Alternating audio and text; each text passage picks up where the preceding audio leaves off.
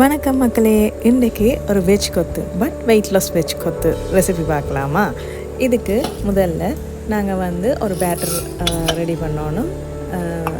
அந்த ரொட்டி மாதிரி ஒன்று செய்கிறதுக்கு அதுக்கு பயறு, அரிசி, குரக்கன், கொள்ளு, ஃப்ளெக்ஸி, ஆலிவிதை இந்த 5 பதார்த்தங்களையும் சேர்த்து கிரைண்டரில் போட்டு அரைச்சி நல்ல மாவாக்கி அதுக்குள்ளே அந்த மாவுக்குள்ளே தண்ணி, உப்பு கொஞ்சம் போட்டு கரைச்சி ஒரு தோசை மாப்பதத்தில் எடுக்கணும். அதை தோசை மாதிரி சுட்டெடுக்கணும். அதை லோ ஃப்ளேமில் வச்சு நீங்கள் சுட்டெடுத்தீங்கன்னா கொஞ்சம் ஹார்டாகவே வரும்.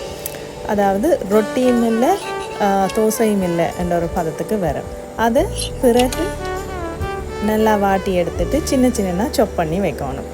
அதுக்கப்புறம் இதுக்குள்ளே போடுற மரக்கறிகளை வெட்டி வச்சுக்கொள்ளலாம். ஸோ இது வெஜ்ஜுன்றதால நான் மரக்கறிகள் ப்ளஸ் பன்னீர் போட்டேன். ஒரு ஒலிவ் ஆயில் நீங்கள் யூஸ் பண்ணிக்கலாம். ஒரே ஒரு டீஸ்பூன் சாப் பண்ணின கார்லிக், அதுக்கப்புறம் ஒவ்வொரு வெஜிடபிள்ஸாக போடலாம். உங்கள்கிட்ட என்ன வெஜிடபிள் எல்லாம் இருக்கோ அதெல்லாம் நீங்கள் போடலாம். நான் இன்றைக்கி சுரைக்காய் யூஸ் பண்ணுறேன். பிகாஸ் சுரைக்காய் வெயிட் லாஸுக்கு ஹெல்ப் பண்ணும். அதை விட பீன்ஸ், கேரட், அப்புறம் லீக்ஸ், கோவா இதெல்லாமே ஆட் பண்ணுறேன். அதுக்குள்ளே நீங்கள் சோட்டே பண்ணிக்கலே கொஞ்சம் உப்பை போட்டு சோட்டே பண்ணிங்கன்னா ஈஸியாக வெந்துடும். அதுக்கப்புறம் இதுக்கு பன்னீரையும் சேர்த்து போடுறேன். ஸோ வெஜ்ஜுன்றதால பன்னீர் போடுறேன். நீங்கள் நான்வெஜ்ஜாக இருந்தால் உங்களுக்கு பிடிச்ச நான்வெஜ் மேபி மட்டனோ, சிக்கனோ, ப்ரோனோ எது இருந்தாலும் யூஸ் பண்ணிக்கொள்ளலாம். ஸோ இது எல்லாத்தையுமே போட்டு சோட்டே பண்ணிவிட்டு இதுக்குள்ளே கொஞ்சம் சில்லி ஃப்ளேக்ஸை நீங்கள் ஆட் பண்ணிக்கொள்ளுங்க. உங்களோட உரைப்புக்கு தகுந்த மாதிரி நீங்கள் சில்லி ஃப்ளேக்ஸ் ஆட் பண்ணிக்கொள்ளலாம். சில்லி ஃப்ளேக்ஸ் ஆட் பண்ணிவிட்டு அதுக்குள்ளே கொஞ்சம் குழம்பு ஊற்றிக்கொள்ளுங்க. ப்ளஸ் வெங்காயம் போட்டுக்கொள்ளுங்க. ஏன் லாஸ்ட்டாக வெங்காயம் போடுறோம்னா ஏன்னா அது அந்த வெங்காயம் கடிவடைக்கல, அது பச்சையாக கடிவடைக்க டேஸ்ட்டாக இருக்கும்.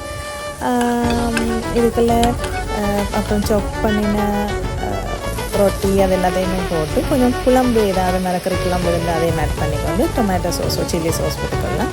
ப்ளஸ் இதுக்கு மெயினாக பால் விட்டுக்கொள்ளுங்க. பசுப்பாலாக இருந்தால் நல்லா. அதோட கொஞ்சம் மிளகுத்தூளை கடைசியாக போட்டு எல்லாத்தையும் சேர்த்து ஒரு 5 மினிட்ஸுக்கு லோ ஃப்ளேமில் வதக்கி எடுத்தீங்கன்னா உங்களுக்கான வெயிட் லாஸ் வெஜ் கொத்து ரெசிபி ரெடி. இன்னொரு வெயிட் லாஸ் ரெசிபியில் சந்திக்கும் வரை நன்றி, பாய்.